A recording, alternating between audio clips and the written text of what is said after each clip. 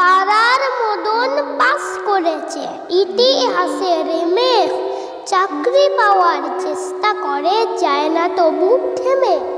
মদন পেল গোপন খবর আলিপুরের জুটে, মন মানুষের চাকরি আছে জানতে গেল ছুটে।